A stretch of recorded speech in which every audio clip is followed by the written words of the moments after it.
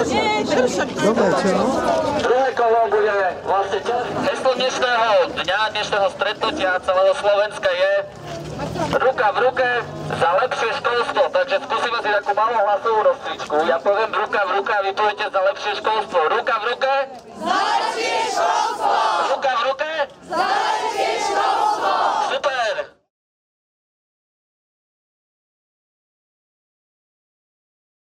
Ja si myslím, že to nie je otázka dnešného dňa. My riešime všeobecne to potrebujeme. Lebo hypoteticky niečo chceme riešiť a hypoteticky ešte nevieme, že ako to spadne. Áno, my sa preto pýtame. Takže takéto veci, ja si myslím, že táto otázka je úplne hypotetická a na ňu ťažko odpovedať. Celkom reálna, lebo sa odvíja ako od toho ďalšie jednanie. Ale ešte jednanie žiadne neprebehlo.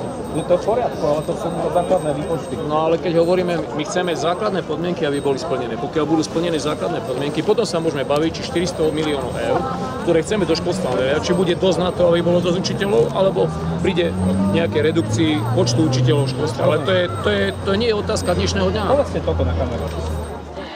Čo konkrétne si predstavujete ako lepšie školstvo?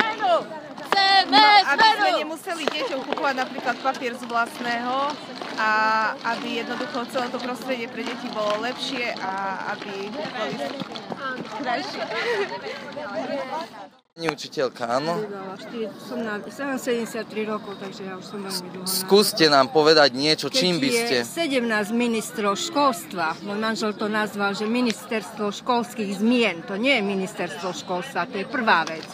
Keď som robila učebné pomôcky a keď jeden sifón za 270 eur niekto dá vyrobiť a kúpiť, bez toho, aby bola nejaká iná ponuka. Keď pôjdete do Hornbachu, kúpite si za 4 jednu časť sifónu, to bolo propag, to vieme o tom veľmi dobre. Tento štát nepotrebuje ani zdravých, ani vzdelaných.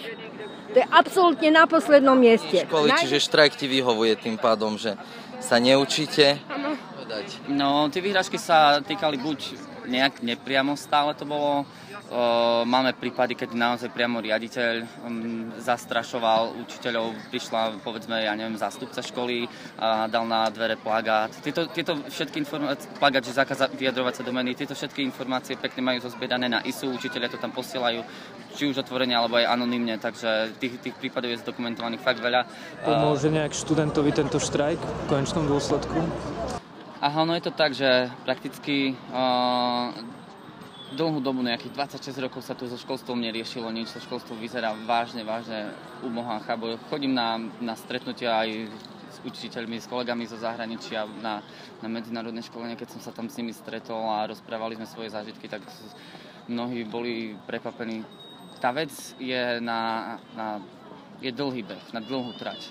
A zmena školstva musí začať od nejakého bodu. A podľa mňa postavenie učiteľa, motivovanosť učiteľa je základná vec. Nie len to, že byť motivovaný, keď pri nástupe do práce, ale byť motivovaný aj pri nástupe do triedy. Jednoducho človek, ktorý je spokojný a rád robí svoju prácu a má na to podmienky. S radosťou učí, má chuť učiť a toto je podľa mňa prvý krok. No, tento štrajk, keď niečo zmení, určite niečo zmení, tak bude to vec, ktorá sa ukáže až po viacerých rokoch, povedzme, ale toto je začiatok určite.